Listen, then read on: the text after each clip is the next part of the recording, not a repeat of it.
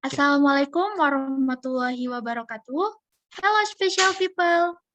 Welcome to the 12th episode of SPE Talks by SPE Academy Gas Balikpapan Student Chapter. Di episode kali ini, kita akan membahas topik yang relate banget buat mahasiswa teknik perminyakan. Terlepas dari adanya transformasi era transisi energi yang akan terjadi ke depannya, maka banyak pertanyaan yang sering muncul seperti bagaimana sih prospek industri minyak dan gas bumi di masa depan? Kira-kira masih layak atau tidak apabila kita menempuh pendidikan lebih tinggi di petroleum engineering? Lantas, seperti apa kurikulum anak perminyakan ke depannya? Dan juga di topik kali ini kita akan memberikan gambaran tentang apa yang harus dilakukan oleh kita sebagai mahasiswa teknik perminyakan untuk bisa menyesuaikan dan juga start planning pathway karir kita dalam era baru ini. Tentunya, semua pertanyaan-pertanyaan ini bakal dijawab oleh speaker keren kita kali ini dalam topik SPE Talks, yaitu The Future Petroleum Academia in Energy Transition. Oke, kalau gitu, tanpa berlama-lama lagi, kita langsung masuk inti pembahasan ya, Mas. siap. Oke, baik Mas. Jadi Mas, jadi seberapa dampak sih Mas, kita ini sebagai petroleum engineers, ketika perubahan energi baru terbarukan ini? Oke. Seberapa berdampak kita sebagai petroleum engineer ketika perubahan energi baru terbarukan? Nah, jadi mungkin kita bisa melihatnya seperti ini. Kalau ditanya apakah kita harus transisi ke energi terbarukan, itu tentu saja jawabannya 100% iya. Ya. Ya, walaupun kita orang petroleum, walaupun kita oil and gas gitu ya, nggak boleh kita mengatakan ya harus peradaban manusia harus pakai oil and gas selamanya, nggak bisa juga, nggak bijak juga ya. Ya.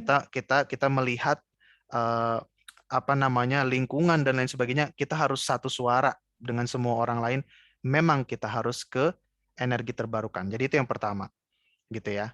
Nah, jadi harus ke sana, kita harus dukung itu.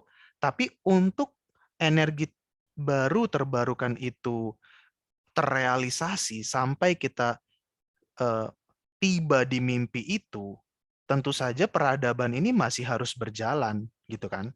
Peradaban ini untuk bisa mencapai ke dunia yang baru, di mana kita pakai renewable energy 100%, peradaban ini harus tetap jalan. Dan bagaimana peradaban sekarang ini tetap jalan, ya tentu saja kita butuh energi, kita butuh listrik, dan untuk sampai ke sana, yang bisa mengantarkan kita ke sana adalah oil and gas, energi oil and gas, dan juga mungkin coal, ya fossil fuel. Tapi memang yang lebih bersih daripada batu bara adalah oil, dan yang lebih bersih lagi adalah gas. Gitu. Jadi kalau kita mau maju, tentu saja kita butuh R&D. Kalau kita mau maju, tentu saja kita perlu produksi. Dan kita butuh oil and gas untuk itu.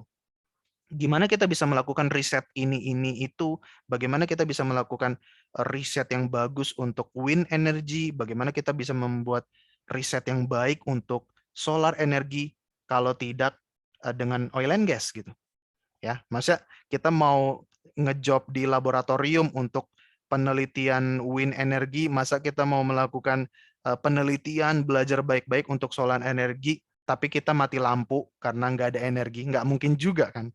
Kita perlu laboratorium yang terang benderang, kita perlu komputer yang selalu nyala.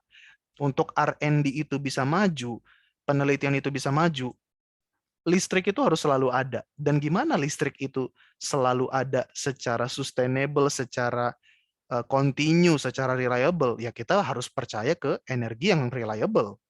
Dan sekarang masih adalah oil and gas, gitu ya. Jadi itu akan selalu ada, akan selalu dibutuhkan demi R&D, demi pengembangan energi-energi terbarukan ini. Gitu ya. Jadi sebagai petroleum engineer, seberapa berdampak kita? Sangat berdampak. Ya, kita harus menjamin ketersediaan sumber energi itu selama yang dibutuhkan. Oke, kalau misalnya kalau kita fokus ke Indonesia.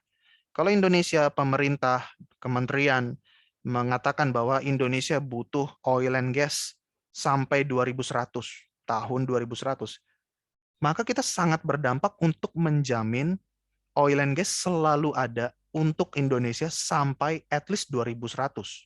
Ya, misalnya yang paling lebih dekat lagi dengan konteks kita sekarang. kita target 1 juta barel. Oke, di 2030 seperti itu 1 juta barel. Mengapa sih 1 juta barel itu dicetuskan? Itu kan pasti ada hitungan-hitungannya. Ya, 1 juta barel itu yang mungkin dibutuhkan untuk pergerakan ekonomi Indonesia terus maju. Ya, bayangkan kalau suplai minyak kita turun di bawah itu. Waduh, mati lampu di mana-mana. Gitu ya. Kalau mati lampu di mana-mana, berarti pergerakan ekonomi problem. Pergerakan atau perkembangan ekonomi melambat gitu ya. Atau kalau kita kurang minyak berarti banyak mobil mogok, ini ekstrim aja gitu ya, banyak pesawat yang nggak bisa terbang. Artinya perkembangan ekonomi ngedrop. Kalau perkembangan ekonomi ngedrop, bagaimana R&D untuk energi terbarukan? Mungkin bisa stop juga gitu ya. Jadi dampak petroleum engineer adalah memastikan pasokan supply oil and gas itu selalu ada sebanyak yang dibutuhkan sampai waktu yang ditentukan. At least itulah PR kita, gitu ya. Karena again, kalau oil and gas habis, gitu ya, kalau oil and gas paceklik gitu, reserve-nya sudah sangat kecil, udah gawat. Kita sulit untuk maju. Kita sulit untuk mengembangkan ekonomi kita. Dan ujung-ujungnya pasti nanti domino efeknya kemana-mana. Yang bisa membuat semuanya juga nggak maju-maju, energi terbarukan juga jadinya stop gitu ya.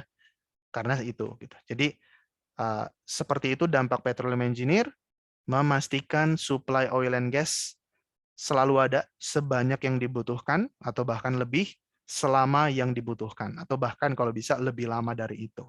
Jadi seperti itu Putri.